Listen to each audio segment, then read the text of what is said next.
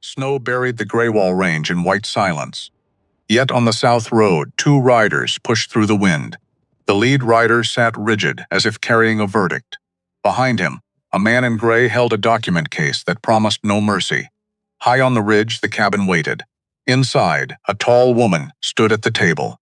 Her hands pressed flat against papers she had hidden in her bag for months and carried through the cold.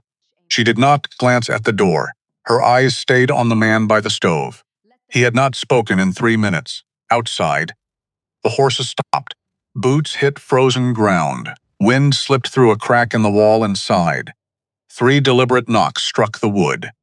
The woman drew a slow breath. She reached for the latch. The stagecoach was late. Amos Decker had been standing outside the Greywall, crossing Trading Post for an hour and 40 minutes. He knew because he'd checked the sun twice, not because he was impatient. Because that was the kind of man he was. A man who liked to know where things stood. He didn't pace, didn't fidget, just stood there in the cold like he'd grown up out of the ground, which, after 11 years on the mountain, wasn't entirely inaccurate. He was 45 years old. Broad through the chest and shoulders in the way of men who have spent years doing work that doesn't ask permission. His hands were the kind of hands that told a story before he opened his mouth.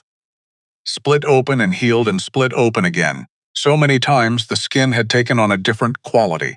Harder, denser.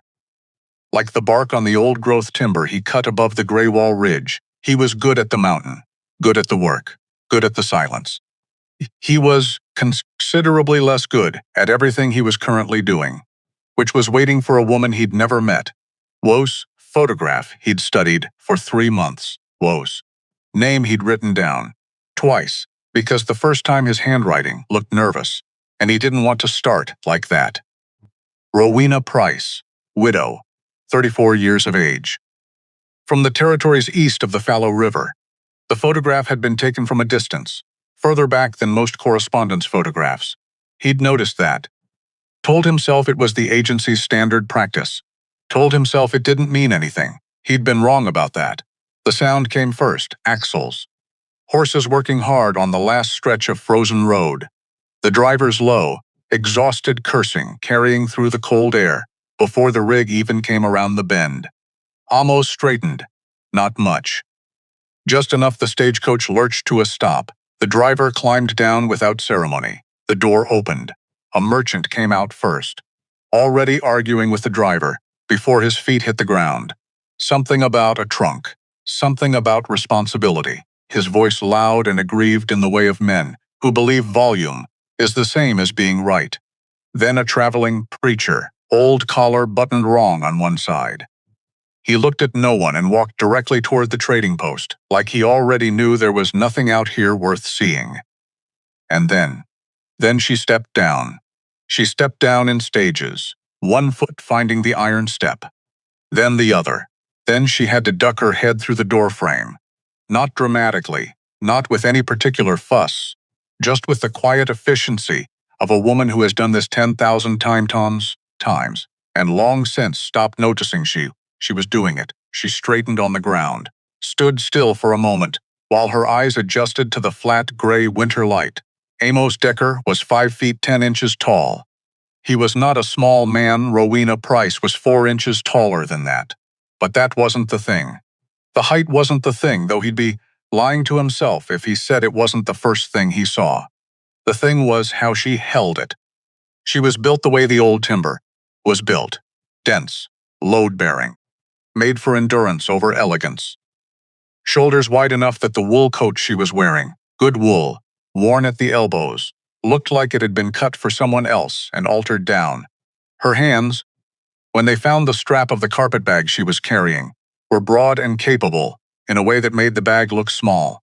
She had dark hair, sharp features, eyes that moved across the yard in a quick, systematic sweep before they found him, not a casual look. Not curiosity, an assessment. The kind of look that had already measured the distance to every exit before it settled on the person it was looking for. Then it settled on him, and in the half-second, before she arranged her face into something more neutral, he saw something cross it that he didn't have a word for yet. Not fear exactly. closer to the expression of someone who has been in enough rooms to know that the first impression a person gives you is the most honest one you'll get. And she was collecting it, filing it, deciding. He stepped forward.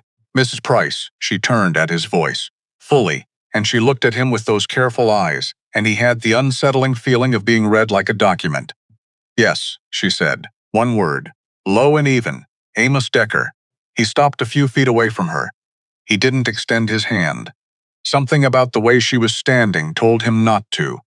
Some instinct he couldn't have explained if pressed. "Long ride, it was fine. Cold out here. There's a meal inside. Hot coffee?" He paused. "We've got a 2-hour drive up to the cabin before dark and the last stretch is rough." She nodded once. That was all. She followed him inside, and that was the entirety of their introduction. And he thought, walking ahead of her, toward the trading post door, that he'd never had a conversation with fewer words that had said more. Inside was warm, pine smoke, resin, the thick smell of the stew that the proprietor's wife kept on the back stove from October through March without interruption. The kind of warmth that hit you in the face like a hand after the cold. Amos ordered 2 bowls, 2 coffees. Set them on the table nearest, the fire because she'd been on that stage. Coach since before first light, and the cold did different things to different people, and he didn't know yet which kind she was. She sat across from him, removed her gloves, folded them in a neat square on the table beside her bowl. Didn't reach for the spoon, just sat there. He watched. Not obviously. Not in a way that would make her feel watched. And he understood after a moment what she was doing. She was waiting to see what he did first. He picked up his spoon. She picked up hers. Neither of them spoke for a while. The fire crackled. The merchant was still arguing somewhere near the back. The old preacher had found a corner and a cup and his own silence. "Cabin has 2 rooms," Amos said eventually, not looking up from his bowl, keeping his voice at the same register as the fire. "Just information, just fact. Main room with the stove and the workspace. Sleeping room off the back. I put up a proper wall between them last spring." He paused. "You'll have the sleeping room. I'll take the cot in the main room until things are settled between us." She looked up at that. Just briefly. Then back down at her bowl. "That's decent of you. It's practical," he said. "We're strangers. No point in pretending we're not." Something changed in her shoulders. Not much. Almost nothing. The kind of shift that a person would shift if they weren't paying attention to the right thing. Like a weight she'd been holding had moved, hadn't gone away, but redistributed. Change shape. Amos noticed. He said nothing about it. They finished the meal and he paid. And she didn't thank him. And he didn't expect her to. And he thought that was probably the right way to start something like this. Not with performance. Not with the choreography of 2 strangers trying to seem less strange to each other. Just soup, just coffee, just the fire. Outside, he reached for her carpet bag to load it into the covered wagon, and she pulled back, fast, sharp. Not a slow recoil. A full-body thing that started before she'd even consciously decided it. Her grip tightening, her arm drawing in, her weight shifting back a half step. Then she caught herself, let out a breath. Released the bag, looked somewhere past his left shoulder. "Sorry," she said quietly. "You can take it." He took it. Set it in the wagon bed without comment. Didn't ask. Didn't look at her expression. Just turned and checked the tie-down on the canvas cover and said nothing at all. That was the second thing he did, right that day, without quite knowing why he'd done it. The road into the Greywall Range was hard from the first mile and worse by the second. He knew every rut and frost heave on that stretch. Had been driving it in every season for 11 years. His hands on the reins were easy, confident. The kind of confidence that doesn't need to announce itself. Rowena sat beside him on the bench, hands folded in her lap, eyes on the road ahead. She sat differently than he'd expected. That was the thing that stayed with him. A woman her size, her frame, her build, should have occupied that bench the way the mountain occupied the horizon, simply, without apology. Because there was no other way to exist in a body like that. Instead, she was folded inward, shoulders angled forward, elbows pulled close. like she was trying to take up less space than her bones would physically allow, like she'd been practicing it. For a long time, they drove without speaking. The horses found their rhythm.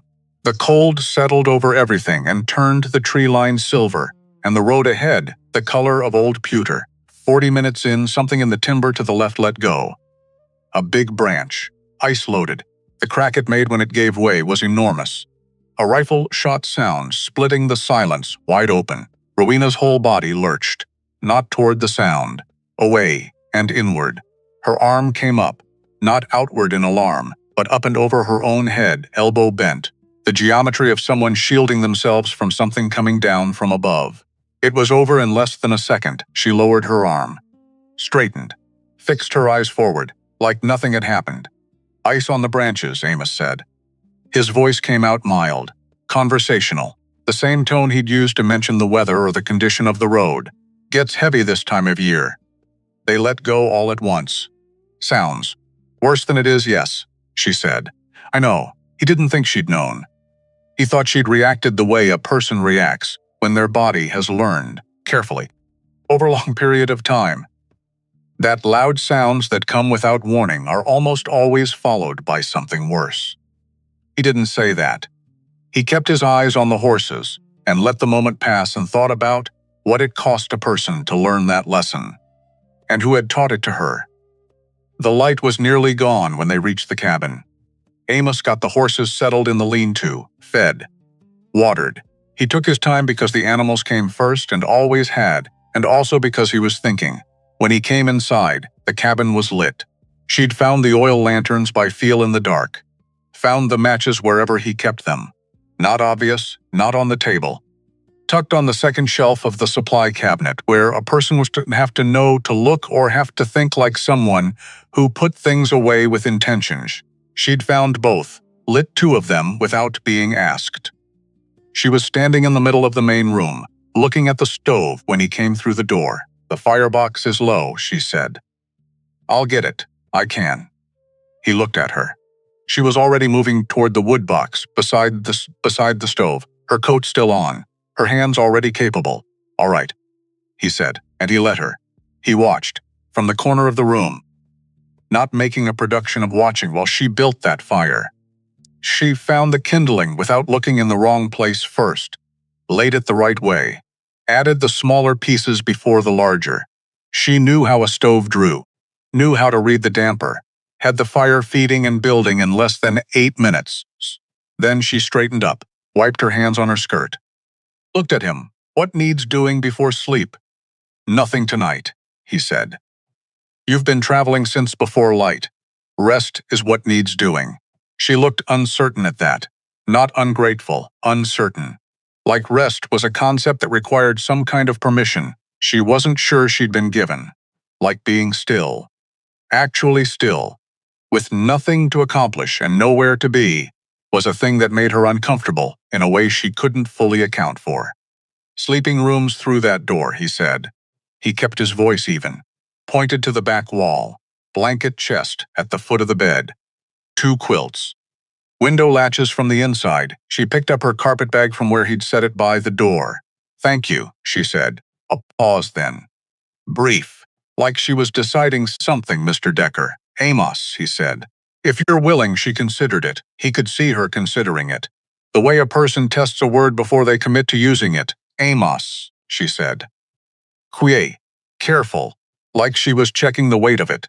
Then she went through the door and pulled it closed behind her, and he heard the latch drop from the inside.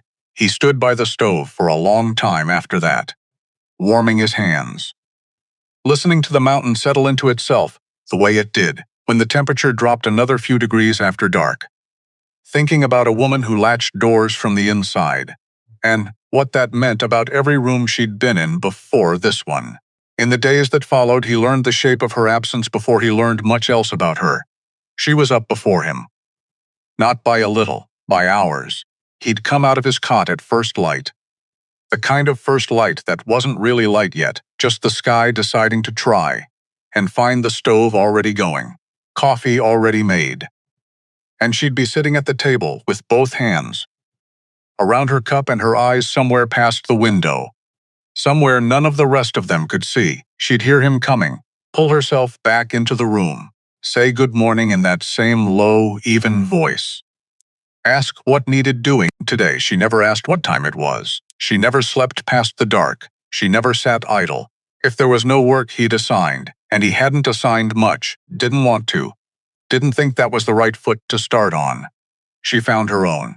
Mending, cleaning, and on the third day she reorganized the supply shelves.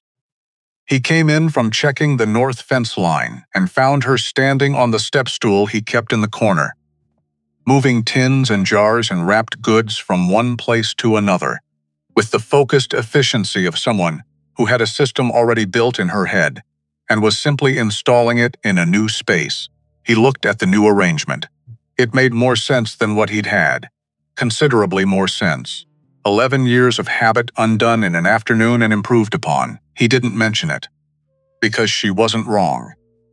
Because being right about his own disorder wasn't something he needed to announce out loud. And because he thought that if he pointed it out, even approvingly, she'd apologize for it. And he didn't want her apologizing for being capable, so he just made a note of where things were now and adjusted. She moved through the cabin with the efficiency of someone who needed to be useful the way other people needed to breathe. Constant, quiet, purposeful. But she never sang, never hummed, never spoke unless he spoke first. And even then her answers were trimmed back to the minimum. Like words were a currency she'd learned to spend carefully. To count before she let them go.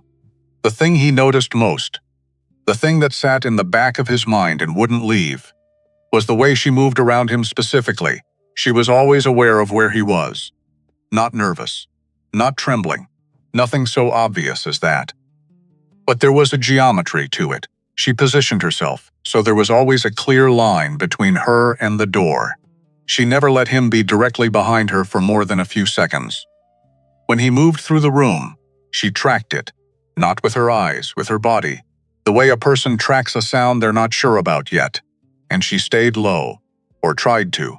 She angled her shoulders forward, kept her head down when she was working at the table, like she was trying to compress herself into something smaller, which was something a person Rowena's size had clearly been working at for a very long time.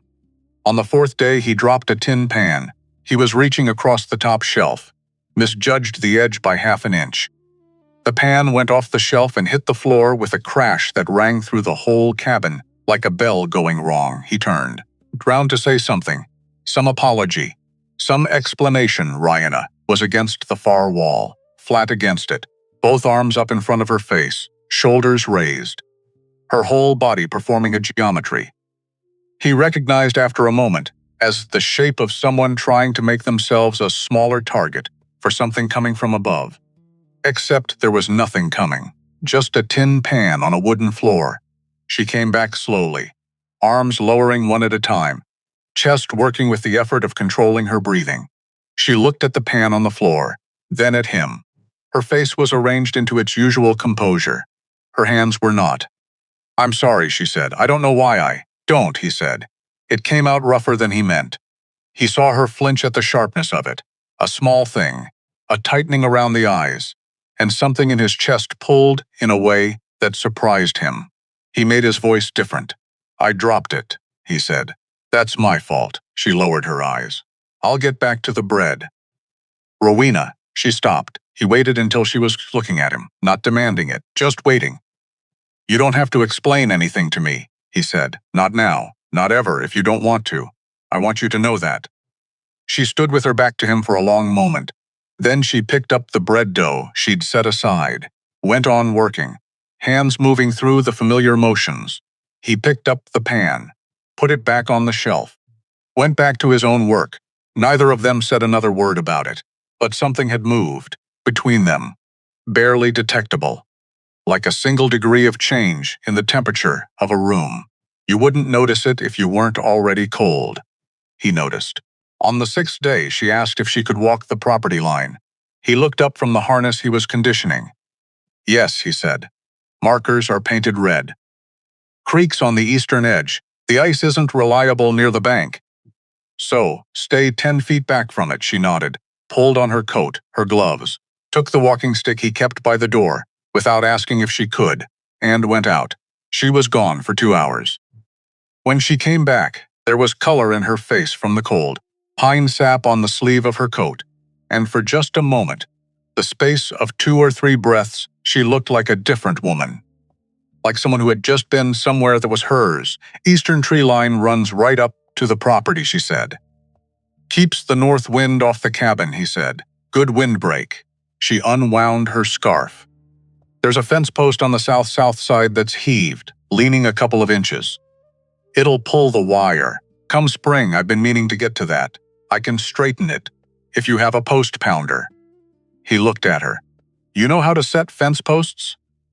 She looked back at him with an expression that was the closest thing he'd seen to dry humor on her face yet. Not quite amusement, something in the vicinity of it. I know how to do most things, she said. I had to. He found the post pounder in the lean-to. She took it without ceremony. He followed her out to the south fence line. Not to supervise, not to correct.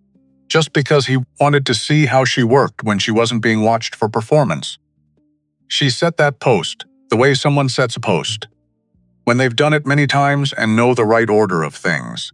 She tested the lean first, packed the ground around the base before she started driving, checked the wire tension, with the flat of her palm twice during the process, and once, when she called it done. Clean work, real work. Where'd you learn that? He asked.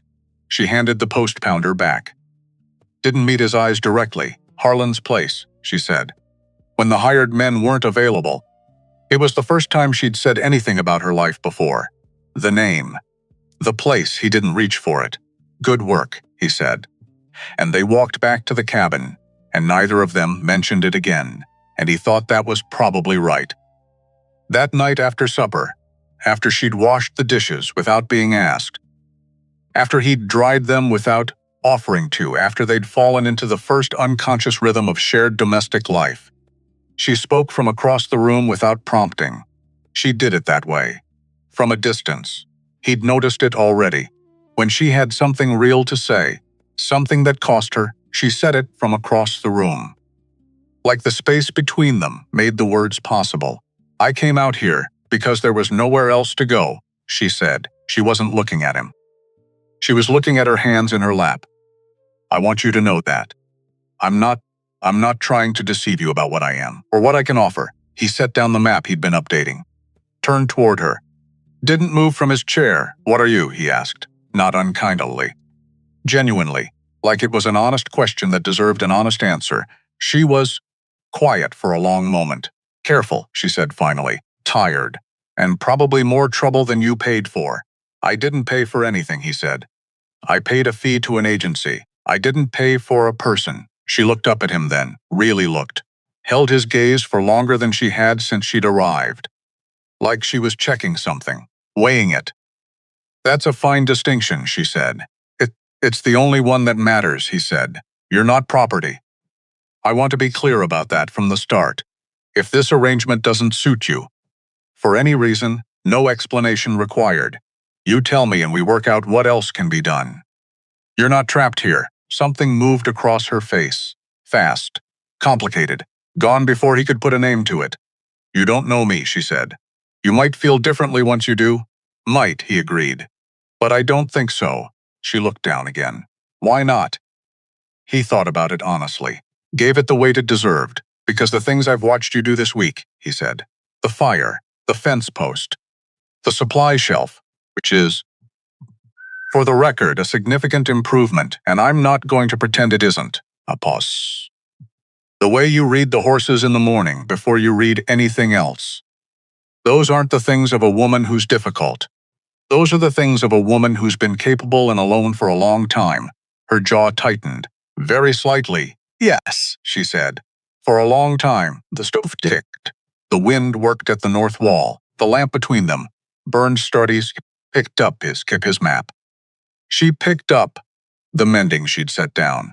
Neither of them spoke again that evening. But she didn't go to her room the moment the supper things were done.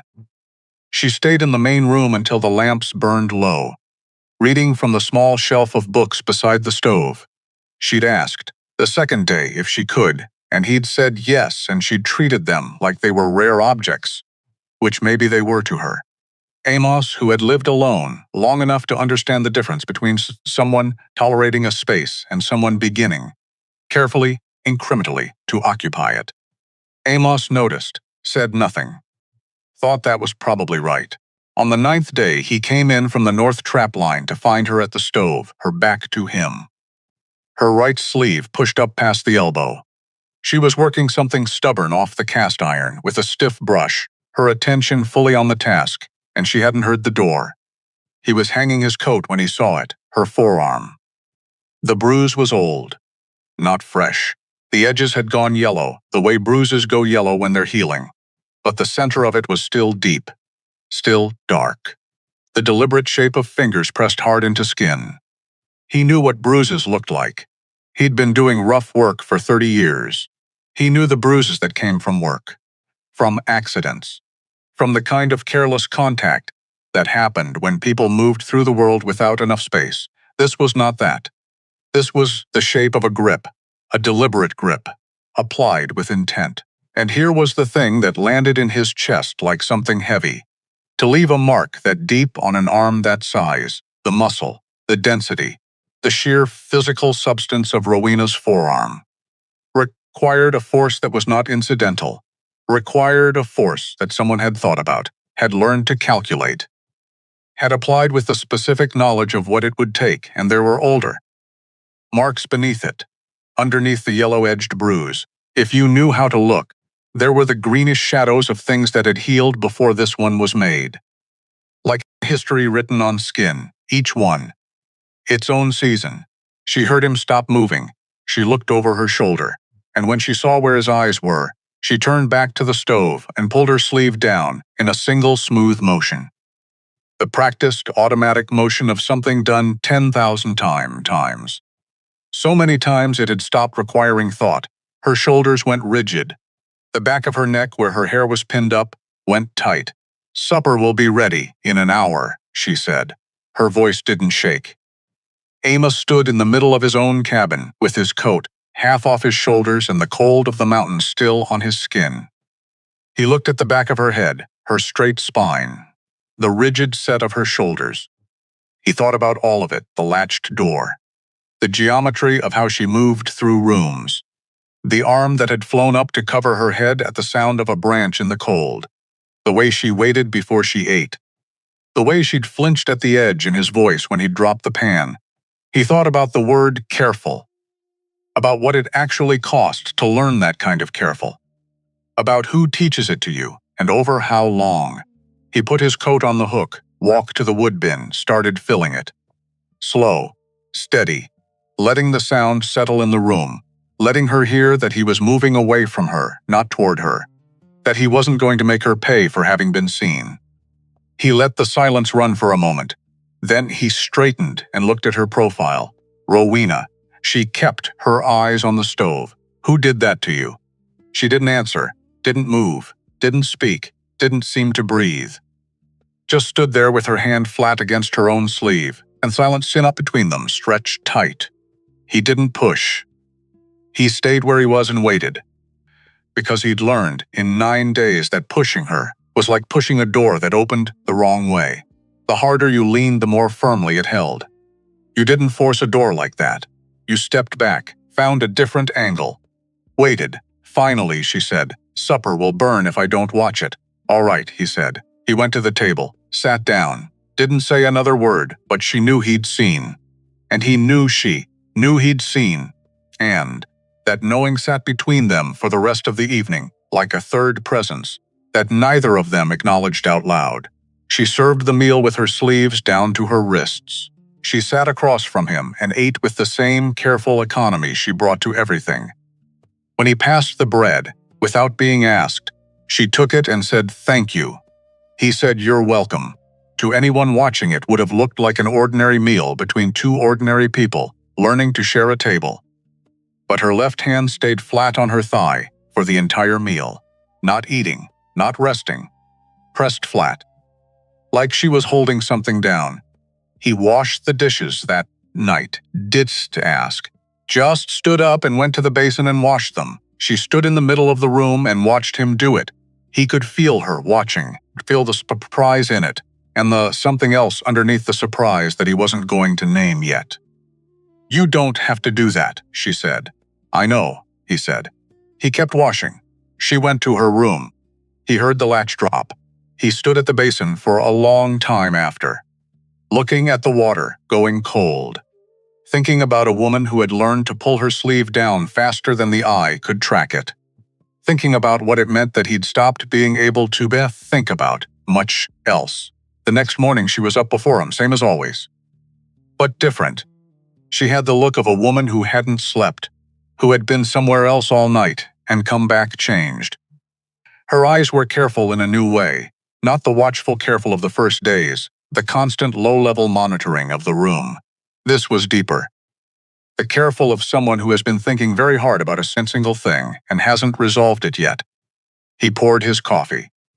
Sat down. She spoke first. I need to ask you something. He waited. When you wrote to the agency, she said, what did you say you were looking for? He thought. About the letter, he'd written it at the kitchen table on a February night, the fire going, the wind making the cabin walls sound like they were breathing, his own voice echoing back at him from the empty room. A partner, he said. Someone willing to share the work in the winters. Someone I could be honest with. He paused. I said I wasn't a man of many words, but that I was steady and I'd treat whoever came right. She was quiet for a moment. That's all? That's all. She looked at him with an expression he was starting to recognize. Layered. Like she was measuring something and hadn't found the right instrument yet. Then she went back to her coffee. He picked up his, and they sat from each other in the morning light, and the stove ticked between them and outside the mountain. Was doing what the mountain always did. Enduring, indifferent, enormous, and none of that felt as large right now as the space between two people sitting at a small table in a cabin above the Graywall Ridge. That evening, after supper, after the dishes, after the lamp was lit, after the silence had settled into something almost comfortable. She spoke again from across the room. The distance, the necessary distance, the church Harlan belonged to. She said she wasn't looking at him. She was looking at her hands flat on the table. They believed, and I want you to understand this clearly, because it's not something I can describe halfway and have it make sense. They believed that a woman of my size was a particular kind of test. Amos set down his pencil. Not a person, she said, a test. For the man strong enough to, their word, guide her. She stopped, pressed her lips together. Started again. Harlan was respected. He was on the council. He arbitrated disputes between families. He was the kind of man who had opinions that rooms went quiet for. A pause. And the church, the elders, the congregation, the whole structure of it, they believed that his ability to manage me was evidence of his spiritual authority. That I was, in their language, a demonstration. The fire popped. Not a wife, she said. A demonstration. Amos said nothing. He kept his face still and his body quiet because what he wanted to do, which was put his fist through something, would be the wrong thing, the very worst thing. Because it would confirm every lesson her body had apparently been taught about what happened when men ran out of patience. The first time he hurt me, she said, I fought back. Amos went very still. Not much. I was surprised. I put my hand against his chest and pushed him back. Not hard. But I was bigger than him. She paused, and he fell. What happened? He wept, she said, and the next morning, 4 men from the council came to the house and sat across from me and told me that what I had done was the most dangerous thing a woman of my particular size could do, that I had nearly broken a man, that my strength was a weapon, that if I ever raised it again I would be. She stopped. You were 26, he said. She looked at him. How did you know? You said the first time was the 3rd month of your marriage. You're 34. 8 years. Something moved through her face. Not surprise, exactly. More like someone noting that she had been accurately seen, and that being accurately seen was not an experience she had catalogued much. Yes, she said. 26. And I had nowhere to go, and I believed them. Because they were 12 men with a book and 100 years of saying it out loud. And I had nothing except the feeling that something was very wrong. Her jaw tightened. You believe what you're given when you don't have anything else. That's not faith, Amos said. His voice came out lower than he intended. That's a room full of men who needed you to believe it. She looked at him. He held her gaze. That's not God, he said. That's a man using God so nobody looks at his hands. The silence that followed had a different quality than any silence that had come before it. Like something had been named that had never had a clean name before? No, she said after a long moment. It isn't. She looked back down at her hands, flat on the table. Side by side, I believed it for a long time, she said quietly. That the problem was mine, that my size, my strength, the difficulty of me.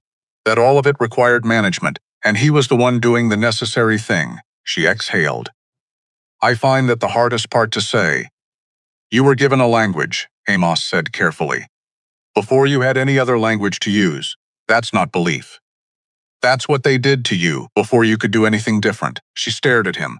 Like that sentence had arrived somewhere it hadn't been expected. Yes, she said slowly. Yes, that's exactly it. She picked up her cup, looked into it. Set it down. He never hit me in the face, she said, flat and quiet, like reading from a record. He was careful about that. He knew what people looked for. Amos said nothing. There were other places, she said, arms, sides, places a dress covered, and there were other ways that didn't leave anything visible. That just left things inside, that just wore things down. She paused. He was very disciplined about it, methodical. He'd been at it for a long time and he knew how. The fire ticked. He had a physician, she said, Dr. Elton Marsh, the family physician. He'd been treating me for the whole of the marriage. He saw what I was coming in with. He asked me, the fourth or fifth time, if I wanted to tell him what had really happened. A pause. I said no. I was afraid of what Harlan would do if word got back. Did March keep records? She looked at him, and something in her expression shifted. Calculating. Deciding. He came to see me, she said. The week before I left, he said he'd kept notes. Not official records, his own private notes. Clinical observations. He said he wanted me to have a copy in case I ever needed it. Her eyes were steady on his now. I have it in the lining of my bag. Amos looked at her for a moment. You came here with a document. He said. I came here with several documents, she said. Sewn into the lining. I reorganized the supply shelf. I also organized my evidence. He stared at her. The ghost of something, not quite a smile, not yet something adjacent, moved in the corner of her mouth. And he thought, there she is. Whoever she was before they spent 8 years making her smaller. There she is. Not gone. Not destroyed, buried. But there, in the last year, she said. The almost smile gone before Harlan died. I stopped flinching. Amos went still. Not because I decided to. Not because I was brave. Something in me just ran out. Like a lamp when the oil's gone. No flinch left. She looked at the fire. He didn't like that. He said I was being defiant. That my refusal to respond was a form of rebellion. That I was withholding something I owed him. She paused. He tried harder to get it back. A long silence. He didn't get it, she said. Simply. Without triumph. Just fact. No, she said. Whatever that thing was, that last responding thing he wanted from me, I had run out of it. And there was nothing he could do to refill it. And that frightened him more than anything I'd ever done. She looked at her hands. 3 months later, the horse kicked him, and he died. And everyone came to say how sorry they were. She lifted her eyes to his. I stood at that funeral, she said, and I felt nothing except something very much like relief. Pure, total. And then I spent 6 months afterward, feeling like a monster for it. You're not a monster, Amos said. You didn't know me then. I know you now, he said. I've watched you for 9 days. A monster doesn't build fires in the dark and straighten fence posts and reorganize 11 years of someone else's chaos into something that makes sense. A monster doesn't sew documents into a bag lining before she gets on a stagecoach. He paused. What you are is a woman who survived. That's different. She looked at him for a long time. Her chin moved, a small, controlled tremor that she stopped almost immediately. Good, she said quietly, and she went back to the fire. And he went back to his maps, and neither of them said anything else for a long while. But she stayed in the room until the lamps burned low, and Amos Decker, who had spent 11 winters learning the difference between silence that was empty and silence that was full, sat across the table from this woman and thought that he had never known this particular kind of full before. Not like this, not in 11 years of living on a mountain. He thought he understood. She was up before him again. Of course she was. Amos came out of Kotkat at first light, that particular gray nothing that passed for light in December above the gray wall ridge, and found the stove already going, coffee already made, and Rowena sitting at the table with both hands around her cup, looking at something past the window that he couldn't see, same as every morning, except not. Something was different. He couldn't name it for a moment. Then, he could. She looked like a woman who had put something down. Some long-carried thing that had been in her arms, so long, she'd stopped noticing the weight of it. And now that it was down, she didn't quite know what to do with her hands. He poured his coffee. She spoke first. Sat down. I walk the property line every morning, she said. Before you're up. I want you to know that. He looked at her. Every morning? Since the third day, he tried to calculate that. 6 days of pre-dawn boundary walks, in temperatures that had been dropping every night. In country she hadn't known 3 weeks ago. In the dark, he said, it gets light enough, she said. By the time I reached the eastern edge, he sat with that for a moment. What are you looking for? He asked. She looked at her cup. I need to know the edges before I can settle into a day. A pause. Where the property ends. What's on the other side of the tree line. How far the creek is from the south fence. Another pause. I need to know how much space there is. He understood that. More than he could have explained to her. More than he would have known how to say out loud. But he understood it in the way you understand a thing, when you've felt some version of it yourself, when you've been somewhere small for long enough that open space stopped feeling like safety and started feeling like exposure. You didn't just walk into a new space and breathe in it. You measured it first. You mapped it. You walked the perimeter until you knew exactly how far you could go before you hit something that would stop you. Only then could you actually be inside it. The eastern fence is solid, he said. But there's a soft spot on the north bank of the creek about 40 feet from where it crosses the boundary. Ice looks firm, but it's not. She looked at him. I know, she said. I marked it. He stared at her. With what? Broke a branch and stuck it in the snow on both sides. She almost didn't quite, smiled. Red wool from the mending basket tied on the end. Amos looked at this woman across his kitchen table. This woman who had been on his property for 12 days. Who had already quietly, without asking, marked every hazard she'd found on the full perimeter of his land. Who had reorganized his supply shelf and reset his fence post and built his fires and mapped Hez Creek and done every single piece of it without being asked. Without announcement, without needing him to say well done, he picked up his coffee cup. Thank you, he said. She blinked. Like that was not the response she'd been bracing for. You're welcome, she said. Very carefully. Like she was checking whether it was allowed. The storm came on the 14th night. It didn't build. It arrived. Full weight, all at once. Like the mountain had been waiting, and finally stopped being patient. The wind hit the north wall like a fist and kept hitting. The temperature dropped 15 degrees in an hour. Amos was already at the stove when he heard her door open. She came out with her coat over her nightgown. Hair down, eyes completely awake. Not frightened, not disoriented. Already assessing how bad, she said. 2 days. Maybe 3. What do we need? He looked at her, standing there in the lamplight with her dark hair loose and her eyes already thinking 3 steps ahead. Ready, completely ready. Like she'd been waiting for something real to do. Snow banked against the north wall, he said. Helps hold the heat. She was already reaching for her gloves. They went out together, into the storm, and it was something. The wind was mean and deliberate. The snow came sideways. The cold was the kind that got into the spaces between things. Between your collar and your neck. between your glove and your cuff, and stayed there. Rowena didn't flinch. She worked. She banked snow with both arms. Full scoops, no holding back. No careful measuring of how much strength was appropriate to use in front of someone else. She moved through that work the way she'd moved through the fence post, and the fire and the reorganized shelves. With the calm authority of someone who had always known exactly how to do this, who had simply not been allowed to.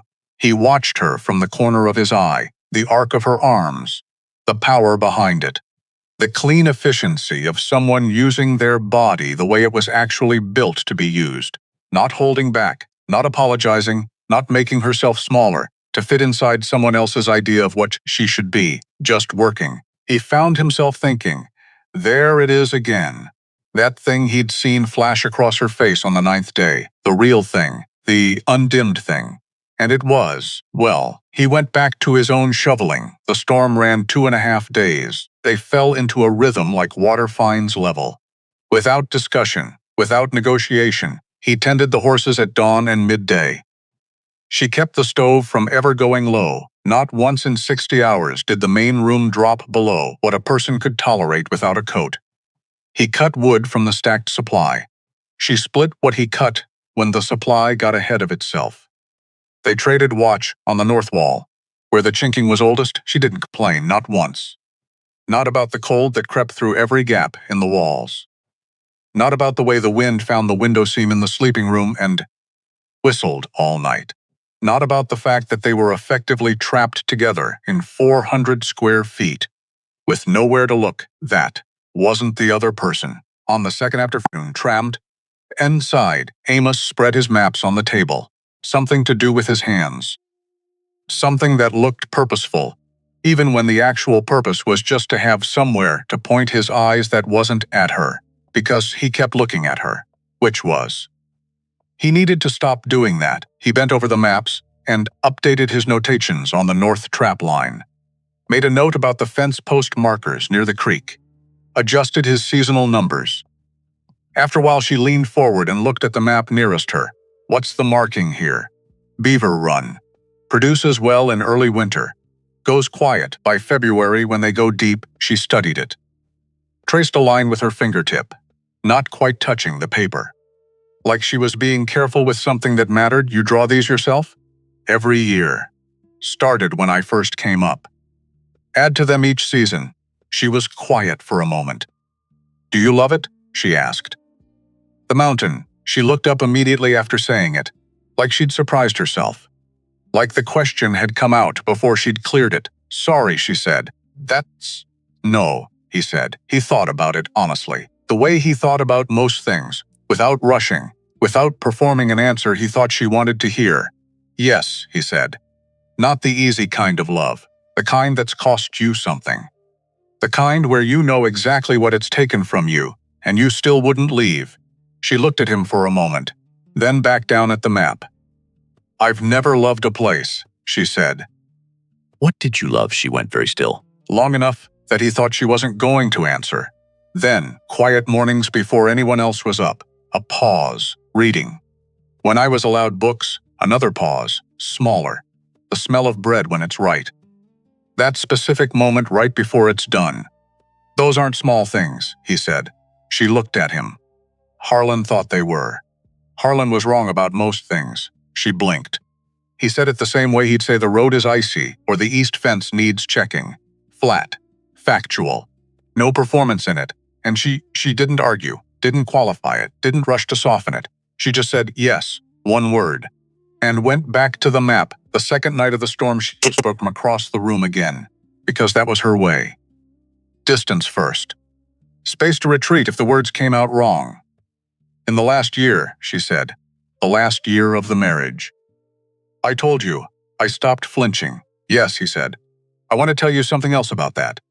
She was at the far window, not looking out. There was nothing to see but dark and snow. Just standing with her back partly to him. Arms crossed over her chest. Not defensive. More like she needed something to hold on to while she said what she was going to say. When I stopped flinching, she said, Harlan told the council. He said I was becoming defiant. that my refusal to respond to correction indicated a deeper spiritual rebellion, that I was, in his word, hardening. A pause. They believed him. Of course they believed him. He had 20 years of standing in that room before I arrived in it. Amos kept his face even. They brought in men from 2 neighboring churches to assess me. Like a horse with a bad habit, her voice stayed level. They sat across from me in the parlor and told me formally that if I did not demonstrate recommitment to proper submission within 30 days, I would be confined to the property. Under watch. That's when you started planning, Amos said. She turned slightly. What makes you say that? Because you sewed legal documents into your bag before you got on the stagecoach, he said. People who are still deciding whether to leave don't do that. You died. Already decided. You were just waiting for the right moment. She looked at him for a long moment. 3 months after the council meeting, she said. Harlan went out to the barn in the dark. The lantern he carried was old. The horses were restless. She paused. He didn't come back in. The fire in the stove ticked. The doctor ruled it an accident, she said. Amos said nothing. It was an accident, she said. He believed her, and also understood that she had needed to say it twice. Once for the facts and once for the weight of how many times she'd had to carry them. The funeral was on a Thursday, she said. February. Cold. The whole congregation came out. People said the right things. She stopped, and I stood there and I felt nothing except relief, pure. Like something tight around my chest had finally let go. You said this before, I know. I'm saying it again. She looked at the floor. Because what I didn't tell you is what I felt after the relief. 6 months of waking up at 3 in the morning, convinced I was a terrible person. 6 months of the council sending men to check on me. Women from the congregation who came with food and stayed to monitor. A pause. 6 months of being told I needed to mourn properly. That my insufficient grief was evidence of a character flaw. They wanted your grief, Amos said, because it would have meant he still had power over you. She looked at him sharply. Yes, she said slowly. Yes. I hadn't thought of it that way. They needed you to miss him, he said, to perform missing him. Because if you didn't miss him, then what he'd done to you for 8 years wasn't love and discipline. It was just what it was. She stood very still, and they couldn't let it be just what it was, he said. A long silence. No, she said.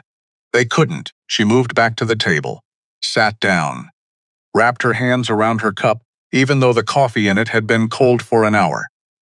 Dr. Marsh came to see me 6 weeks after the funeral, she said. He told me he had kept private notes, his own records, not the official ones, his personal notes, dates, what he saw. What I told him caused the injuries, and what he actually thought caused them. She paused. He gave me a copy. He said he was sorry it had taken him, as long as it did. Better late than nothing, Amos said. That's very charitable, she said. I didn't say he did the right thing, he said. I said it was better than nothing. Those aren't the same. The corner of her mouth moved. Not quite a smile. Not quite, not one. No, she said. They're not?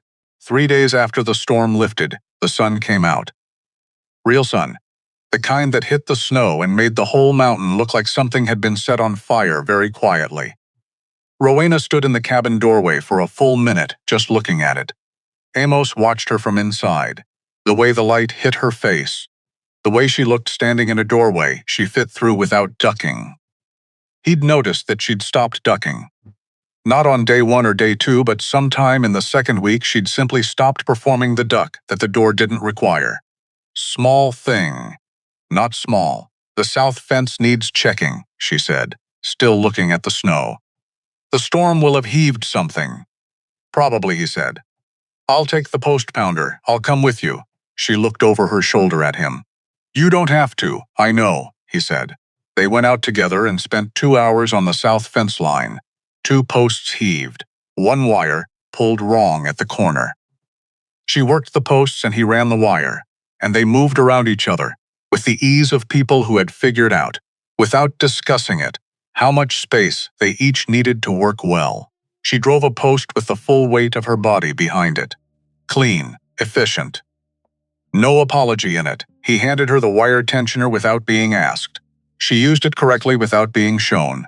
They worked in almost total silence, and it was a good silence. The silence of two people doing something real together. Something that mattered. Something that would still be standing when the next storm came. On the walk back, she stumbled. A root hidden under wind-packed snow caught her left foot. She lurched sideways. Fast, surprising, her body going out from under her. And his hand went out automatically, caught her elbow. Just a steadying touch. A second. Less. She went rigid under his hand. One awful heartbeat. Then she found her footing. Stepped back. Sorry, he said. No.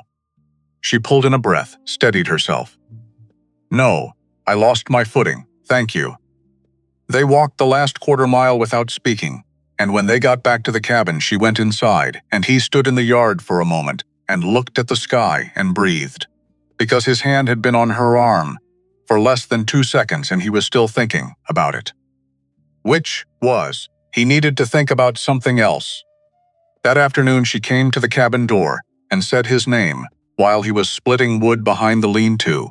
Amos. He set the axe down, turned. She was standing in the doorway. No coat.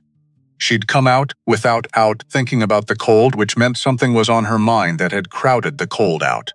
I need to ask you something, she said. He waited. What made you write to the agency? She said. Not the practical reasons. The actual reason. He picked up the axe, set it against the splitting block, took his time. The winter lasts, he said, February. There was a stretch of 3 weeks where I didn't speak out loud to anyone. Not one word. He paused. Didn't matter at first. Then it mattered a lot. Then I started to wonder if I'd lost the habit so completely that I wouldn't be able to get it back even if I wanted to, she was still. That frightened you, she said. Yes, that a person could lose the habit of speaking. That a person could lose the habit of needing to, he said. There's a difference. She looked at him for a long moment. Yes, she said quietly. There is. She went back inside. He went back to splitting wood. And thought about the fact that she'd understood the distinction immediately, without him explaining it, because she'd spent 8 years having her words rationed, and she knew, better than almost anyone alive, what it cost when speaking stopped feeling necessary. That night was the night he told her about his son, not because he'd planned to. Not because he'd decided it was time, but because she'd told him things in this cabin that cost her something real, and she deserved to know that the exchange went both ways. That he wasn't just a place she was depositing her history into while his stayed sealed. She was mending by the lamp. He was at the maps. The stove was down to a steady burn. The wind had gone quiet for the first time. In days, I had a son, he said. She looked up, Thomas. He was 8 years old. He kept his eyes on the map.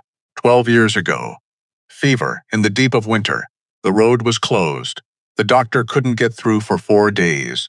He paused. Thomas didn't wait 4 days. The mending was still in her hands. She wasn't working on it. My wife? Her name was June. She tried to stay, in the house. But every room had something of his in it, and she couldn't. She needed to be somewhere that wasn't full of him. I understood that. I didn't blame her, he stopped. She left in the spring. We didn't fight about it. There wasn't anything left to fight about. Quiet. I came up here because I didn't know how to be a man who wasn't Thomas's father, he said. Down below, every person I knew what I'd lost. Up here, the mountain didn't know. The mountain didn't care. And I needed to figure out who I was when no one was looking at me through that. She said nothing for a long time. Then, did you? He looked up. Did you figure out who you were? She said. He thought about it. I figured out who I was on the mountain, he said. I'm not sure that's the same thing. She looked at him steadily. You're still Thomas's father, she said, simply, like it was the most obvious thing. That didn't go away because he did. He was quiet. No, he said after a moment. It didn't. Then you know who you are, she said. You just got used to carrying it alone. And that made it feel like not having it. He looked at her. This woman. This woman who had come to his mountain with legal documents, sewn into her luggage, and 8 years of someone else's damage on her skin, and enough practical intelligence to shame most men he'd worked beside his whole life. This woman who had just said the thing no one had said to him in 11 years. Yes, he said, quiet. That's right. She went back to her mending. He went back to his map. And the stove burned and the mountain held its silence. And something between them had changed so permanently that neither of them tried to name it. On the 28th day, she came in from the morning boundary. Walk 20 minutes earlier than usual. He knew the difference. He'd been paying attention without letting himself think about the fact that he was paying attention. Her face was different, not frightened, not panicked. Something more controlled than that. The face of a woman who has already processed the information and decided how she's going to handle it before she opens her mouth. There's a rider on the South Road, she said. He looked up from the harness he was oiling. Moving slow, he said. Coming from the lower crossing. Moving like someone who isn't in a hurry, because they're not afraid of what they're going to find when they arrive. He stood up. You know who it is? Not the rider, she said. But I know who sent him. She went to the table. Sat down. Put both hands flat on the wood surface. Steady, Birch Price, she said. Harlan's younger brother. He's been sending letters since 3 months after the funeral. They started as concern. They got specific. Then they got cold. What does he want? What Harlan arranged without telling me, she said. A succession agreement. With the elder board.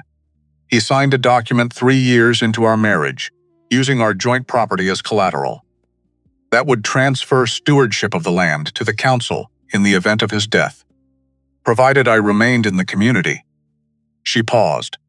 Underboard oversight almost set the harness down. Underboard oversight, he repeated, which is a formal way of saying under their control, she said, which is a formal way of saying Birch's control. Because Birch chairs the land committee, and you didn't know about this agreement. I didn't know about this agreement, she said. My name was on the deed. My signature was required for any legal transfer. He made the arrangement anyway, and apparently believed he could manage the details when the time came. Her jaw was tight. The time came. He's been managing the details for 11 months, and now he's sent someone to see what he's dealing with. To see what I have, she said, what I know. Whether I've told anyone. A pause, whether there's a reason to come himself. Amos went to the window. The South Road was visible from here if you knew where to look. A figure on horseback, just at the edge of the tree line. Sitting still, not advancing. Just looking up toward the cabin, not hurrying. Tell me about Birch, he said. He's not like Harlan, she said. Harlan was hot, reactive. The anger came fast and he didn't always plan it. Her voice stayed measured. Clinical. Like she was describing geography. Birch is different. Birch is cold. He thinks 3 moves ahead. He's never done anything he couldn't explain in reasonable language afterward. She paused. He's the more dangerous of the two. Then why did he wait this long? Amos said. You've been gone 8 months. Because he needed to know what I had before he came, she said. Birch doesn't move until he's already won. He spent 8 months building the petition. Finding a magistrate willing to make the trip. Getting the church records into a form a county court would accept. She paused. He came when he thought he was ready. Not before. Amos turned from the window. What do you have? He said. Show me. Everything. She looked at him. It's my problem, she said. I brought it here. I know that, Rowena. I'm not asking you to, Rowena. Quiet. Absolute. You're in my house. Whatever comes at you comes at me. That's not up for discussion. She looked at him for a long moment, the calculation running behind her eyes. Old habits of self-reliance, pushing against something newer, something more frightening than self-reliance, which was the terror of believing someone when they say they'll stay. All right, she said finally. Very quietly, she got up, went to her room, came back with the carpet bag and the small knife from her coat pocket, set the bag on the table, began unpicking the lining with the efficiency of someone who had planned for this exact moment. Amos sat down across from her and watched her work. She laid the documents out one by one, the marriage certificate, both names on it, Rowena's signature alongside Harlan's. Clear, undeniable, the property deed, same, both names, equal standing. Her signature required for any legal transfer, the council agreement, dated to the 3rd year of the marriage, signed by Harlan and 3 board members. Not signed by Rowena, not co-signed, not witnessed by anyone outside the church. 3 letters from Birch. The first courteous, the second firmer. The third, written 7 months after the funeral, in the flat, precise language of a man who had stopped performing concern and was now simply outlining terms. And at the bottom of the stack, a small notebook, brown leather cover, worn soft at the corners. She set it on the table but didn't open it. Dr. Marsh's notes, she said. Official records? Personal, she said. His own handwriting. Not the clinic files. Those belong to the practice and can be subpoenaed. These are his private observations, kept in a notebook he never filed anywhere. She paused. Not technically admissible in a formal proceeding, but publicly readable, publicly speakable. In a courtroom or anywhere else. Amos looked at the notebook. What's in it? 8 years, she said. Every visit, dates, injuries, the explanation I gave. His clinical note on whether that explanation was consistent with what he saw. She met his eyes.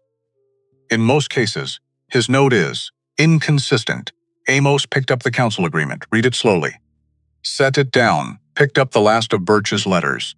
Read that too. The agreement isn't worth anything without your signature, he said. The deed is joint. He can't transfer what isn't his to transfer. He knows that, she said, which is why he's not going to come here claiming the land outright. He'll come with something else. Something that looks different. She looked at her hands. Something I haven't figured out yet. We'll figure it out, Amos. Together, he said. Flat. Finished. We figure it out together.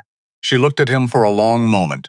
Then she gathered the documents carefully, refolded them, looked at the bag, and left them on the table. No point hiding them anymore, she said. No, he agreed. They sat with the documents between them and the fire, burning. And the particular clarity of 2 people who had stopped managing alone and started thinking in the same direction, new for both of them. The rider on the South Road didn't come to the cabin. He turned around at the property boundary and went back the way he'd come. Amos watched until he was gone. Rowena stayed at the table, hands around her cold cup. Not watching, he was counting, she said when Amos came back inside, counting windows, entry points. Whether there was a second horse in the lean-to, she paused. Whether I looked like someone who was here voluntarily. He stood in the middle of the room, and I expect Birch will decide. The answer is complicated enough that he needs to come himself. She looked up. He'll give it 2 weeks, maybe less if he's impatient. More if he's being careful. Then we have 2 weeks to prepare, she said. Yes. She looked at the documents on the table. I've been thinking about what he'll say, she said. He won't come with the land claim. Not directly. That's too easy to counter. Her voice was measured. Precise. He'll come with something else. Something that makes me look like the problem instead of him. Like what? She was quiet. I don't know yet, she said. But I know Birch. And Birch doesn't make a move he hasn't already won 3 different ways, she paused. Which means whatever he comes with, he believes it's airtight. Then we need to know what it is before he gets here. Yes, she said. We do. He sat down across from her, looked at the documents, looked at her. Tell me everything you know about him, he said. Not the version you'd tell a stranger. Everything.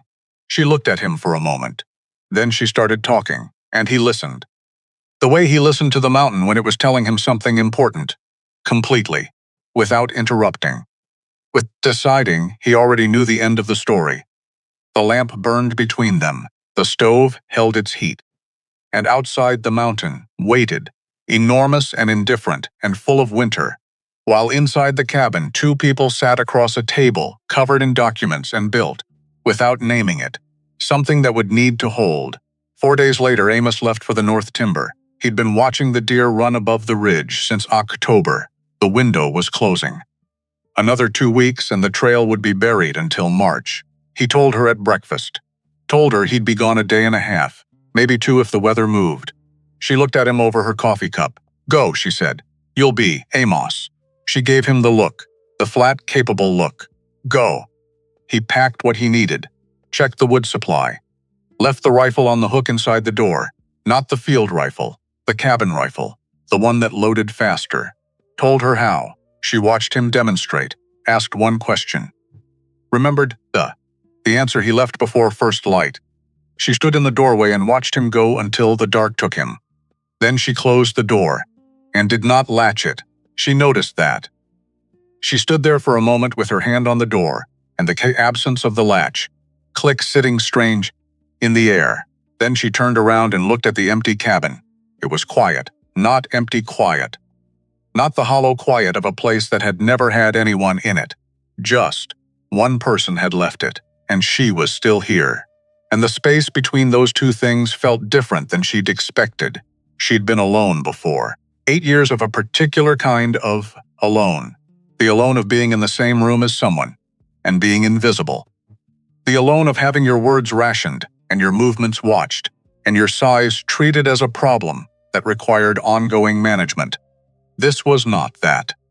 This was a cabin being quiet because one person had gone into the timber and would come back in 2 days. That was all. She held that for a moment, then she went to work. The first day was straightforward. She kept the stove steady, checked the horses at midday, found the roan mare favoring her left foreleg, slight swelling at the fetlock, the look of an overworked joint that needed cold and rest. She spent an hour in the lean-to with that horse, talking in a low voice, packing the swelling with snow wrapped in sacking cloth, working it down with careful hands while the mare stood and breathed, and gradually, incrementally, decided this was all right, decided to trust the hands doing it, not because the hands explained themselves, because they showed up and were steady and kept coming back. Rowena thought about that for a long time while she worked. The second day, the cold dropped further. She checked the wood supply at noon and did the math and did not like the answer. She got the splitting axe from the lean-to, put on her heaviest coat, went to the woodpile and split for 2 hours in the brittle cold. Her breath came out in hard white clouds, her shoulders burned, her hands, even in the thick gloves, went numb by the end. She split through the numb, kept the rhythm, kept the arc clean, and when she was done, she stacked it against the north wall. Where it would be most useful, she'd thought about this. She'd planned exactly how much she'd need and where it should go. And then she went inside and stood at the stove until she could feel her fingers again.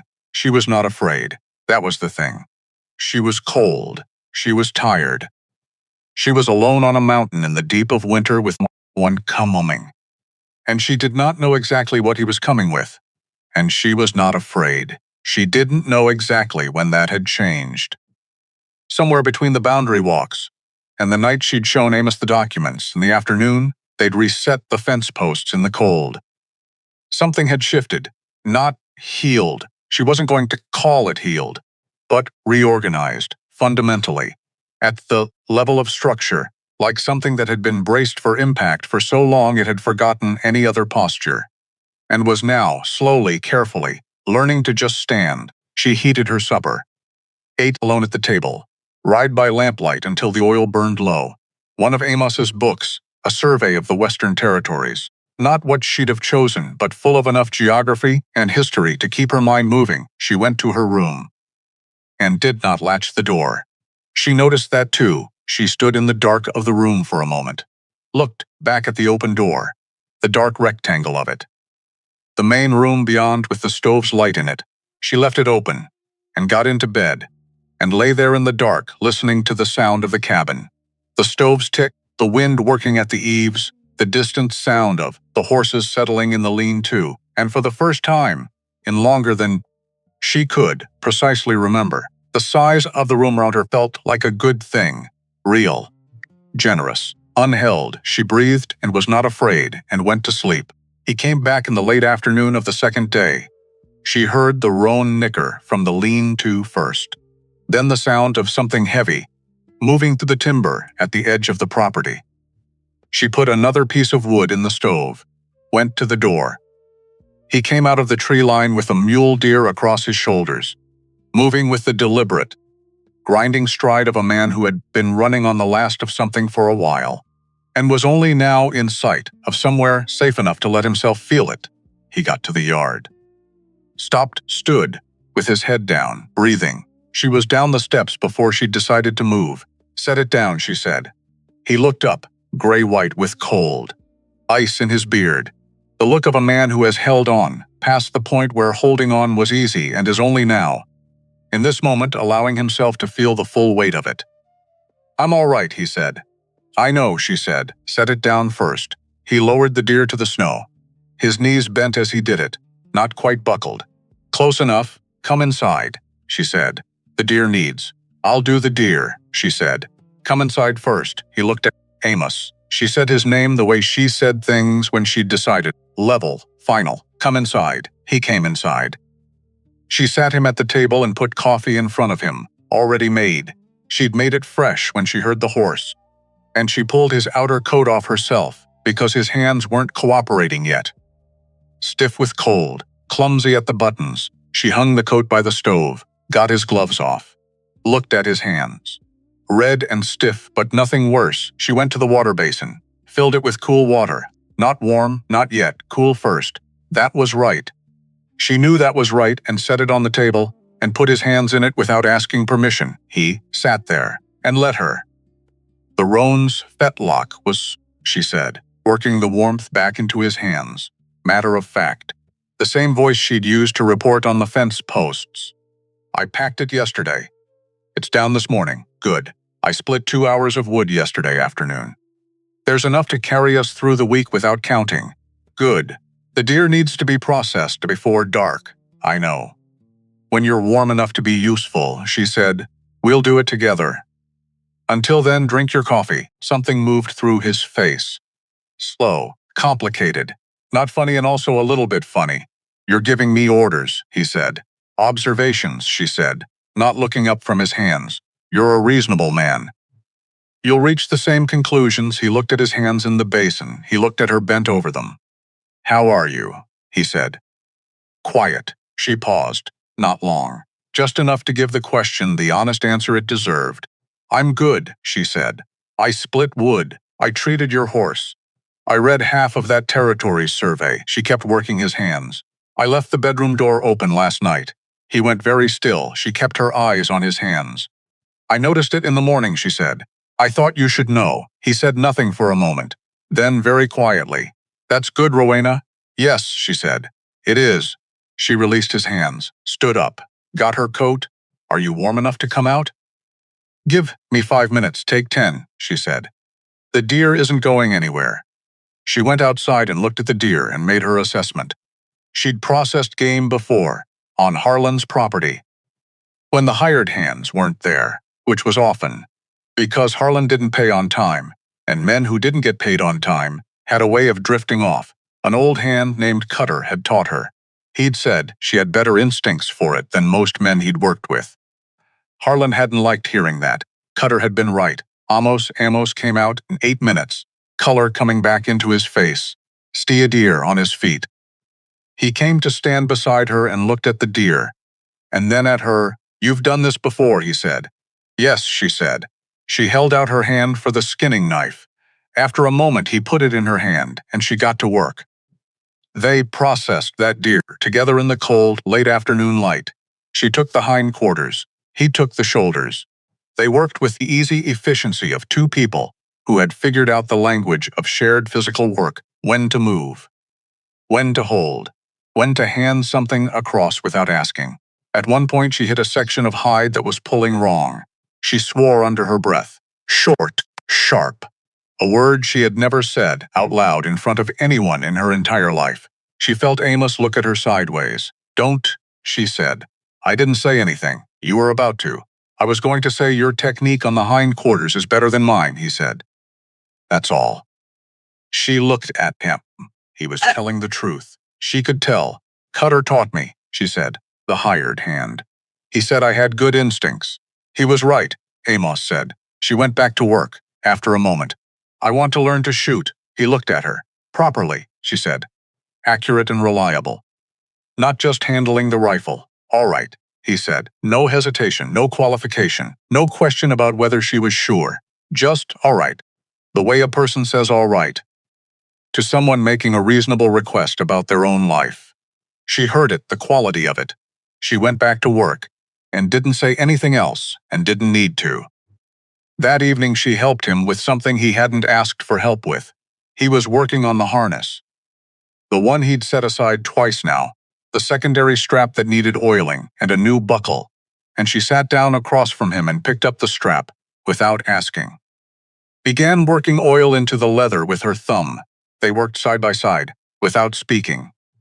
And at some point, she couldn't have said, exactly when, it stopped feeling like two people doing a task in the same room.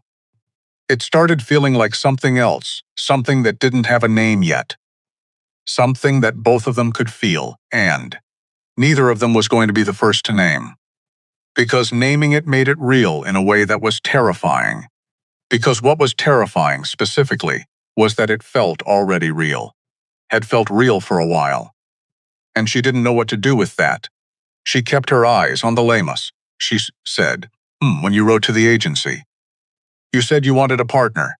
Someone to share the winters. She didn't look up. Did you mean that? Or was that the language you used because it was expected? I meant it, he said. She worked oil into the stitch line. Slow, thorough. What does that look like to you? She said. A partner, he thought about it. She could feel him thinking about it, the way he thought about everything. Without hurrying, without reaching for the easy answer. Someone who tells me when the fence posts need resetting, he said. Someone who builds the fire before I'm up. He glanced at her. Someone who treats your horse when you're in the field. Someone who marks the soft ice at the creek with red wool so I don't step through it. A pause. Someone who faces a man like Birch Price across a table and doesn't blink. The corner of her mouth moved. That last one wasn't in the agency's listing, she said. It should have been, he said. She set the strap down, looked at him. I'm not easy, she said. I want to be honest about that. The door, I'm not ready to not need a door that closes. The walking, in the morning.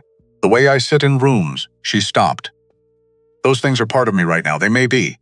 For a while, I know, he said. I'm not offering you uncomplicated. I'm not looking for uncomplicated, he said. I'm looking for real. What you are is real. He met her eyes. That's what I need. She held his gaze, and something in her face did something she hadn't felt in 8 years. Not the careful management. Not the monitoring of her own expressions. Not the checking to see if what she was showing was safe to show, just settled. Like something that had been braced for so long it had forgotten any other shape. Was finally, carefully, beginning to remember. I'm staying, she said. He nodded once. Not because I have no other choice, she said. I have the land. When the claim is filed, I have something real. I have somewhere else I could go. She held his gaze. I'm staying because I want to. He looked at her for a long moment. Then he put his hand back to the harness. All right, he said. She picked up the strap, and they went on working. Outside, the cold deepened toward full dark, and inside the lamp burned steady, and the stove held its heat, and neither of them talked about what had just been decided, because it had been said. It was real. That was enough. She saw him from the boundary line, early, before full light. The gray-nothing hour she'd claimed as her own every morning on this mountain. She was at the eastern edge of the property, checking the fence line where the frost had been working at the posts all week, when movement on the south road caught her eye. Not Harker from the supply depot. Not a traveler cutting across toward the lower valley. This was different. 2 riders, the first one she recognized before she could see his face. The way he sat the horse. Straight-backed, deliberate, like he was delivering something and had already decided you were going to accept it. That was Birch. That was exactly Birch. All the way down to the careful stillness of it. The second rider wore gray. Official gray. The kind of gray that came with a document case and a title. She stood at the fence line and felt something cold settle in her chest. Not fear, older than fear. Recognition, he'd found his angle. Whatever angle she hadn't been able to predict, he'd found it. And he'd brought someone with the authority to make it stick. She didn't run. That was the first thing she noticed about herself. She did not run. She stood there and looked at them for a full 10 seconds and felt her mind go very still and very clear. The way it went clear when there was something real to do. something that required actual thinking rather than just endurance. Then she walked back to the cabin, steady pace, not hurried, not slow. Amos was at the table with his coffee when she came through the door. He looked up. One look at her face. How far out? 20 minutes. Maybe less. She shed her coat. 2 of them. Birch and someone official. Gray coat. Document case. He was already standing. He brought someone with authority, Amos said. Yes. She went to the table. Which means he's not coming with a claim. He's coming with something that looks different. She pulled the documents out, from where she'd kept them. Not in the bag anymore, in the drawer of the side table where she could reach them in under 5 seconds. She'd timed it. She laid them out in the order she'd decided on. The order she'd been refining in her head every morning on the boundary walks for the past 2 weeks. Certificate first. Deed second. Council agreement third. Birch's letters. Marsh's notebook, and the last document. At the bottom, not out yet, she'd decide when. I need you to let me handle this, she said. I know, he said. I mean it, Amos. I've been preparing for this since before I got on the stagecoach. I know what I'm going to say. I know the order I'm going to say it in. She looked at him. If you talk, it becomes a dispute between 2 men, and that's a fight he's already set up to win. Amos looked at her, looked at the documents on the table, looked at her face. All right, he said. But I need you to be here. I'll be here, he said. Simple. Like it wasn't even a question. She nodded once. Then she sat down at the table and folded her hands on top of the documents and waited, because she had done the most terrifying thing a person can do before a fight. She had prepared. She had prepared completely. She knew her evidence cold. She knew his arguments before he made them. She had walked this conversation in her mind. So many times it had worn grooves, like a path worn smooth by feet that kept returning, and she was still frightened, not of Birch, of herself. Of the possibility that she would get in front of him, and something inside her would go back to what it used to be, what 8 years had trained it to be. Small, accommodating, apologizing before anyone asked. She pressed her hands flat on the table, felt the solid wood under them. No, not today. Amos moved to the stove, poured himself coffee, leaned against the wall beside it, arms loose. Nothing in his hands that could be read as threat, just a man, standing in his own kitchen waiting. The knock came 18 minutes later. 3 knocks. Even. Measured. The knock of a man who believed doors opened for him. Rowena stood up, crossed to the door, opened it. Birch Price was exactly as she remembered him. Taller than Harlan had been, leaner. The same deep-set eyes, but colder in a way that had nothing to do with temperature. He was perhaps 52 or 53 now. Gray at the temples. His face arranged. It was always arranged. Always. Into an expression of reasonable concern. The man behind him was the county magistrate. She didn't know his name, but she knew his type. The type that rented their authority to whoever made the best case for needing it. Their faces were careful and uncommitted, like men who have learned to wait and see before they decide which way to stand. Birch looked at her. Something moved in his eyes. Quickly managed. She was taller than he remembered. She'd always been tall. But something else was different, and it took him a moment to find it. And she watched him find it. She was standing up straight. Rowena, he said. You look well, Birch, she said. You've come a long way. I've come because I'm concerned, he said, as I hope Margaret conveyed when she… Come in, she said. She stepped back. Not all the way, just enough. Enough that they had to make a choice about how close to stand when they came through. They came in. Birch looked around the cabin with the quick, cataloging eye of a man assessing a situation. Saw the documents on the table. Saw Amos at the stove. He looked at Amos the way men like Birch looked at men like Amos, assessing, categorizing, deciding. This is my husband, Rowena said. Amos Decker. Amos nodded, said nothing. Didn't move from the stove. The magistrate, she caught his name on the document case. Harwick, J. Harwick, looked between them. Mrs. Decker, Harwick said. Yes, she said. Sit down. It wasn't quite an invitation. Birch heard the difference. His eyes moved to her face. He sat. Harwick sat. Rowena did not sit. She stood at the head of the table. I'm going to save us some time. she said. You didn't come here about my welfare. You came because 11 months of letters didn't produce the result you needed, and now you've decided to try something else. She looked at Birch directly. So tell me what you've decided to try. Birch looked at Harwick. Harwick opened his document case. Mrs. Decker, Harwick said, in the measured tone of a man who had delivered difficult news many times and had a system for it. I've been asked to present a petition filed with the county court by Covenant Elder Board. The petition raises a concern about the legal validity of your current marriage arrangement. Rowena didn't move. On what grounds? She said. Flat Harwick glanced at his papers. The petition alleges that your capacity to enter into a legal contract, including a marriage contract, may have been compromised by an extended period of documented psychological disturbance. The board has provided records from the family physician, a Dr. Marsh, indicating a pattern of emotional episodes requiring medical intervention over the course of your previous marriage.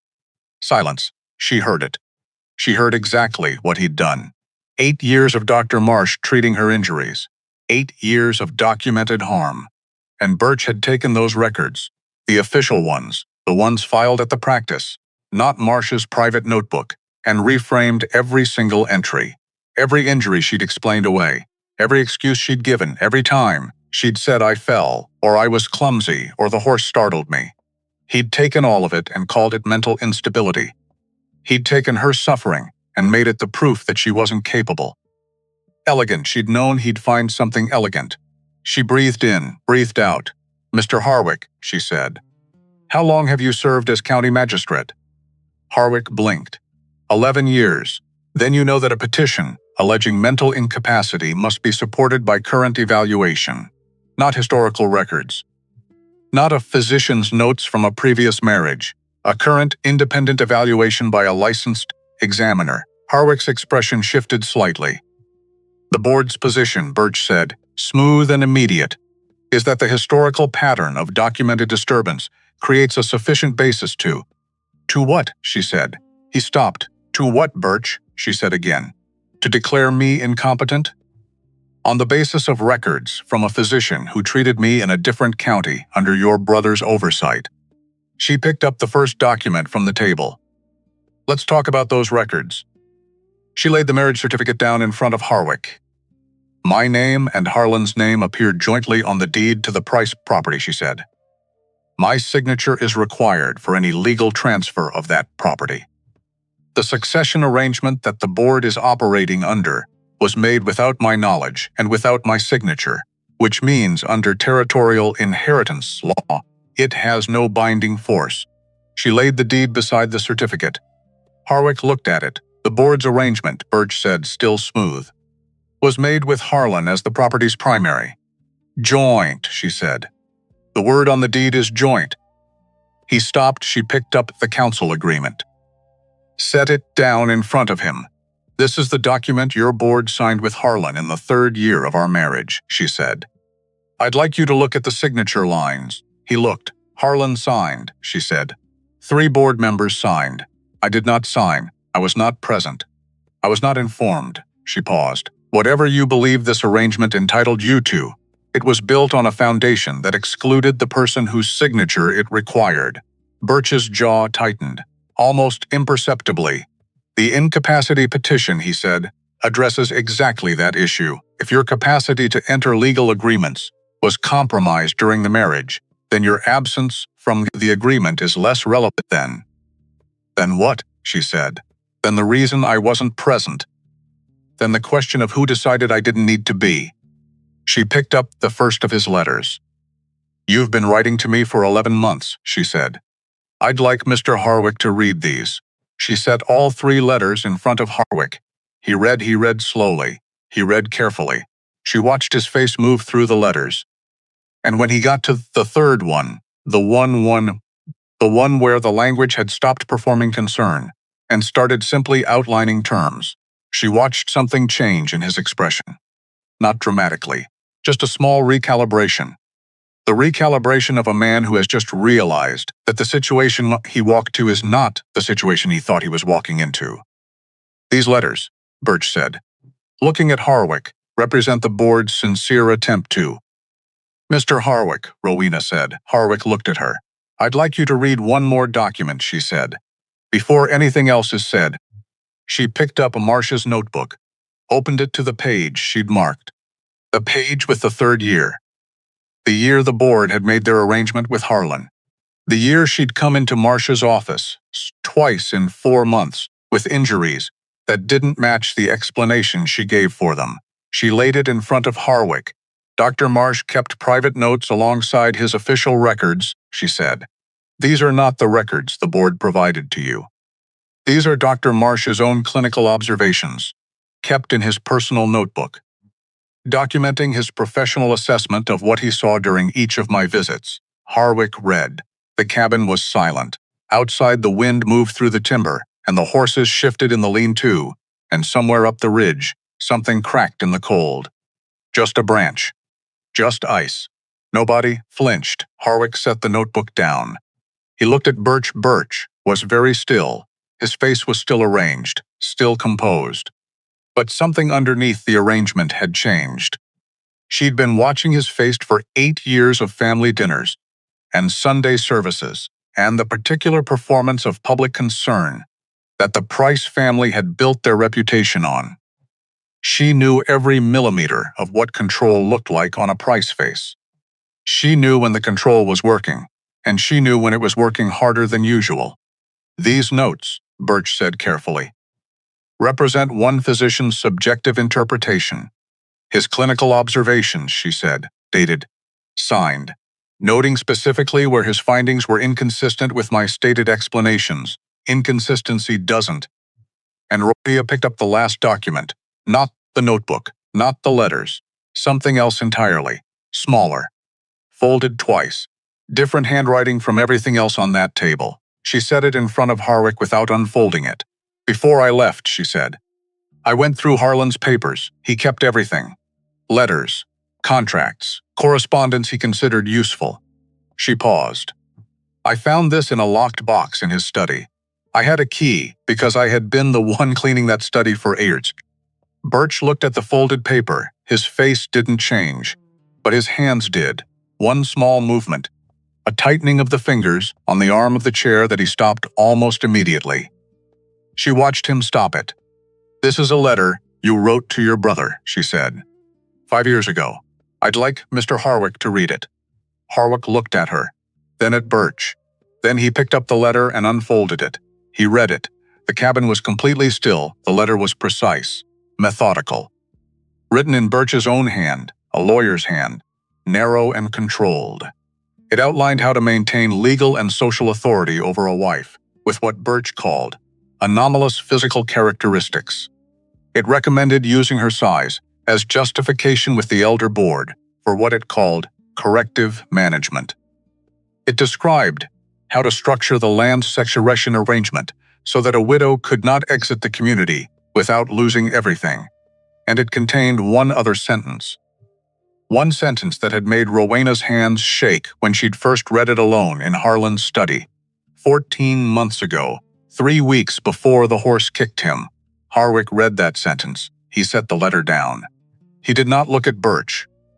The letter, Rowena said quietly, advises my late husband to ensure that I believed my own physical strength made me dangerous to others, that a woman who fears her own body is easier to manage than one who understands it as her own. She looked at Birch directly. You designed that. You wrote it down in your own hand.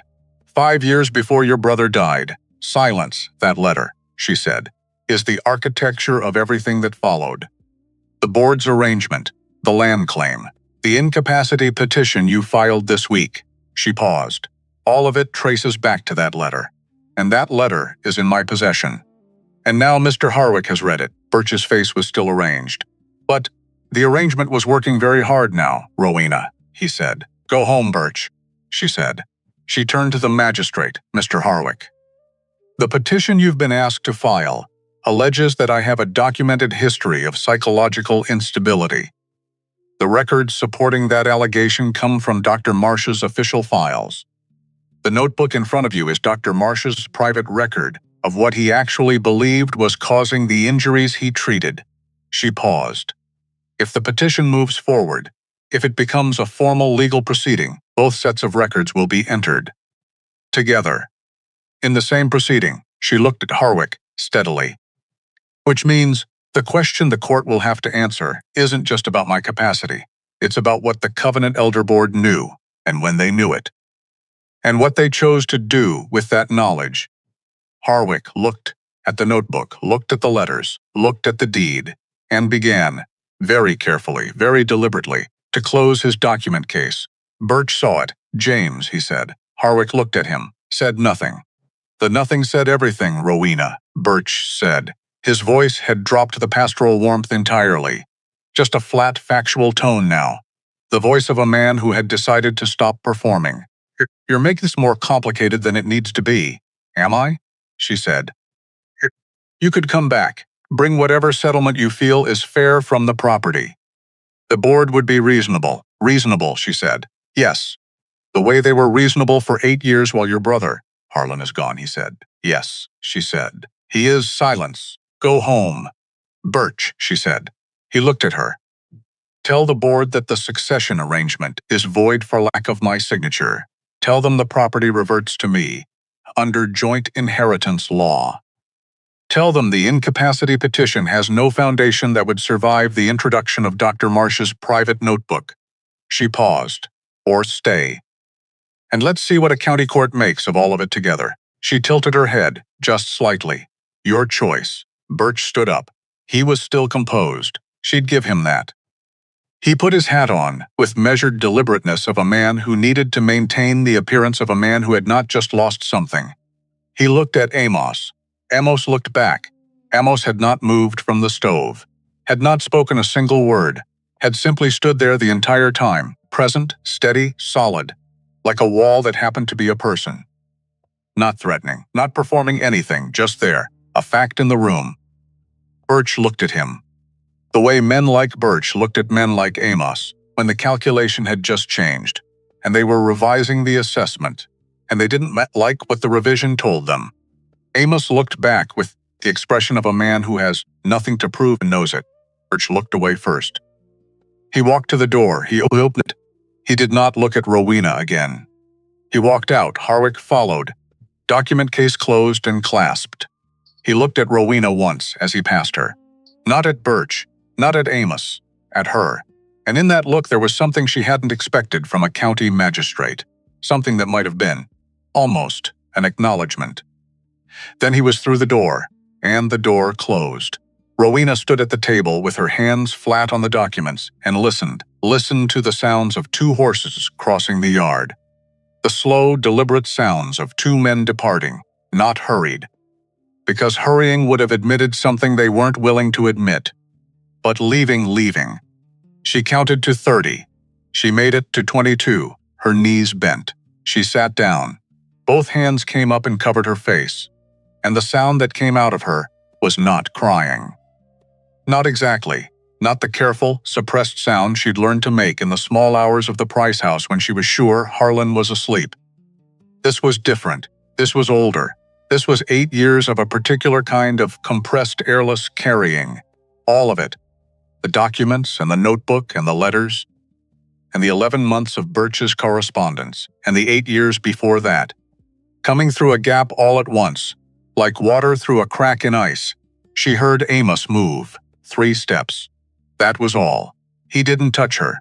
He pulled the chair from beside the table, not across from her, beside her, and sat down, close enough that she could feel the solid warmth of him, not touching, just there. He put his hand on the table between them, open, palm up, not reaching, not asking, just placed there. She looked at it. She looked at it for a long time, then she put her hand over his. He closed his fingers. That was all. Neither of them said anything. The stove ticked. The wind moved at the eaves. The horses settled in the lean-to, and outside on the south road the sound of retreating hoof beats faded into the general cold silence of the mountain until there was nothing left of them at all. After a while, she lifted her head. Her face was red. Her eyes were swollen. She looked, he thought, more like herself than he had ever seen her. Not the careful, composed version.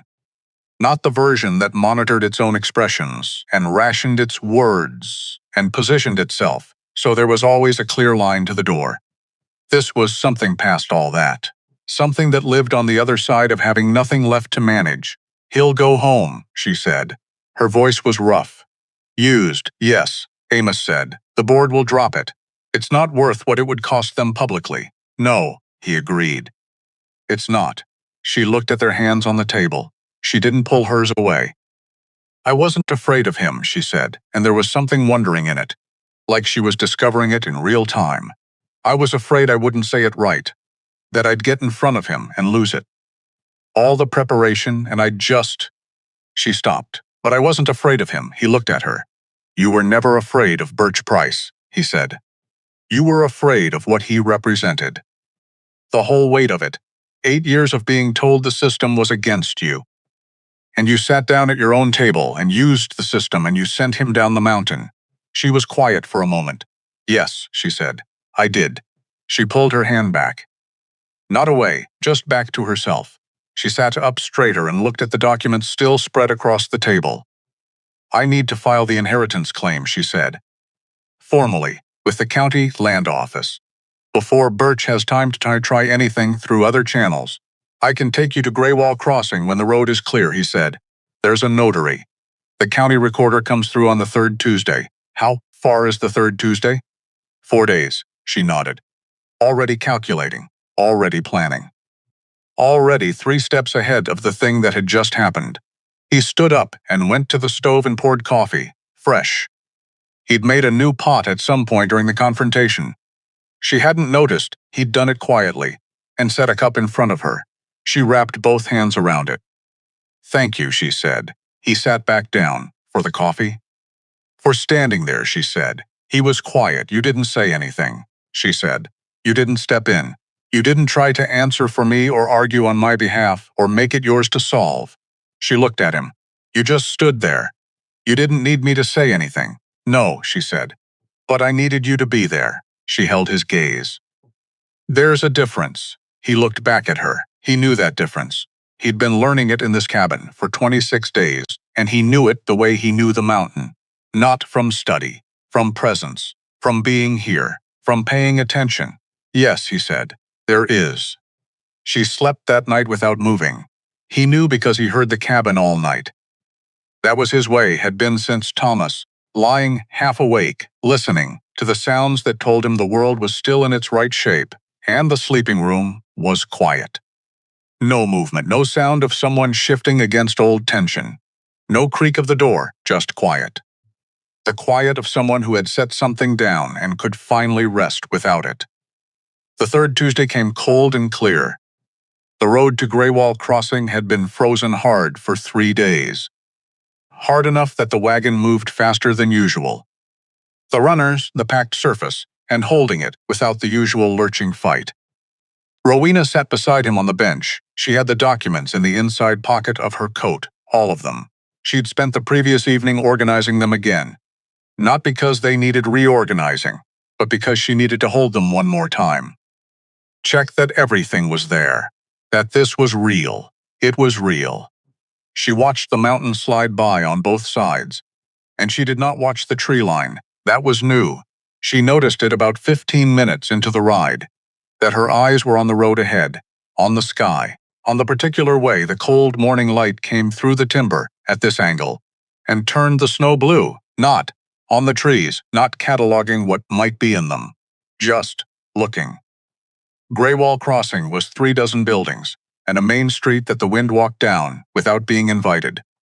The notary's office was between the assay office and a dry goods store that also sold mail. She went in. Amos waited with the horses. The notary was a woman named Aldous, small, efficient, gray-haired, with the particular manner of someone who has seen every variety of human business come through her door and been impressed by very little of it. She looked at the documents Rowena laid on her desk, read them, all of them, slowly, in the manner of a person who understood that she was looking at something that mattered. "Name," she said. "Rowena Price Decker. Spell Decker." She spelled it. Aldous prepared the form, set it in front of her. Pointed to the signature line. Rowena picked up the pen. She held it for a moment. Rowena Price Decker, her name. Her full name. All three parts of it. She signed. Aldous stamped it, filed the original, handed her the copy.